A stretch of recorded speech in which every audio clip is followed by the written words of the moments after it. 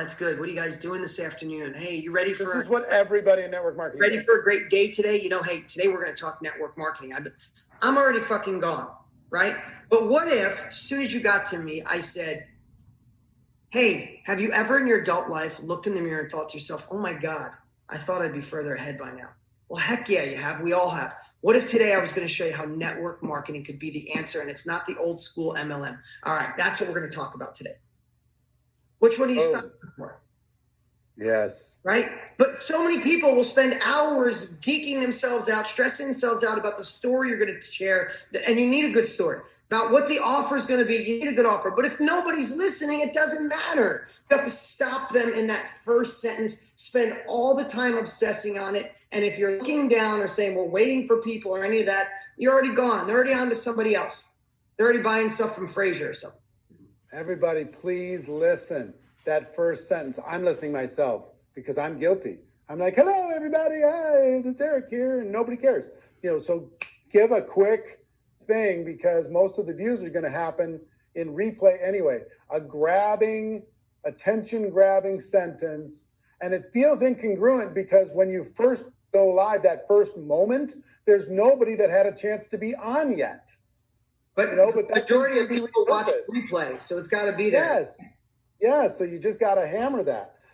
Thank you so much for that. That's super helpful for me. Fedor asks, what do you do to keep your energy every day? I love what I do. I said it earlier. You got to sell yourself daily, right? You got to sell yourself daily and what success meant to you last year doesn't mean it's the same thing that success will mean to you next year. In my 20s, success was completely different. My 30s, it was different. My 40s, it was different. Now my 50s, it's different. Right now, I love impacting lives. I love being a good dad. I love being a good husband.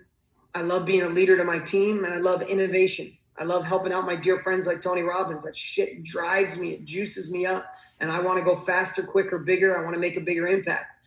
That lights me up. If you're just in it for the paycheck or you're just in it just for the dollar, that usually doesn't drive you this way. Find a way to have deeper meaning and deeper purpose.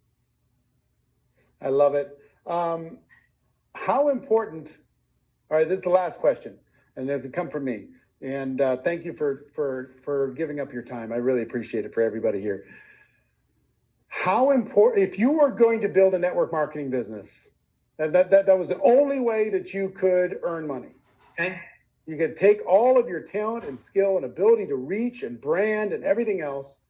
What would you do in order to be able to position yourself in the world and to connect with as many people as possible and attract as many leaders as you could to be able to build a team? Good question. What I would do is I would find out who the top 10 are.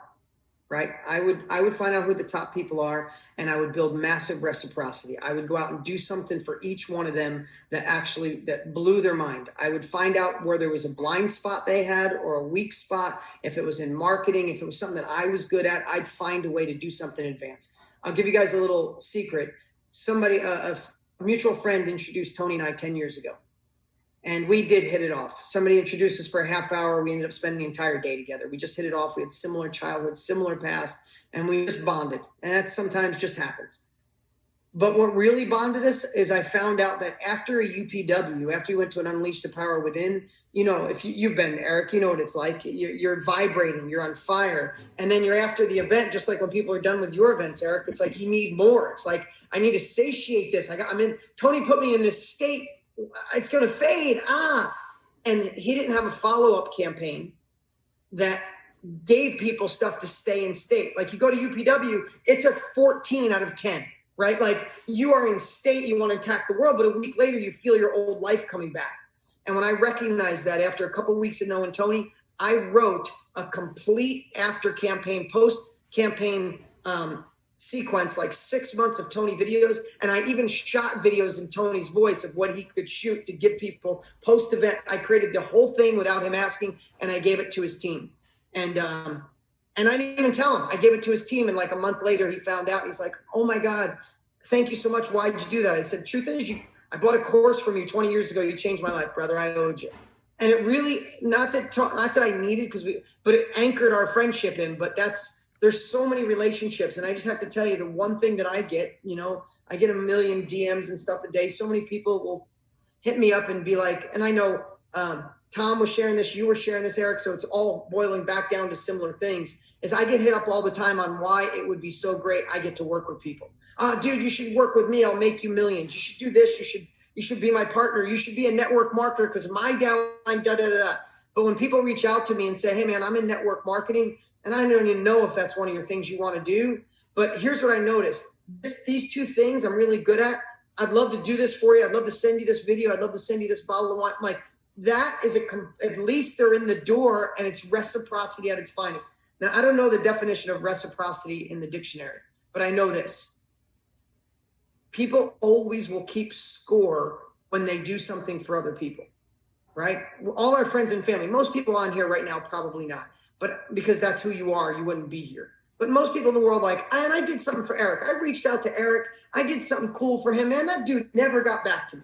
Damn, what the hell is that? Is he too good for me? I don't think that way, Eric.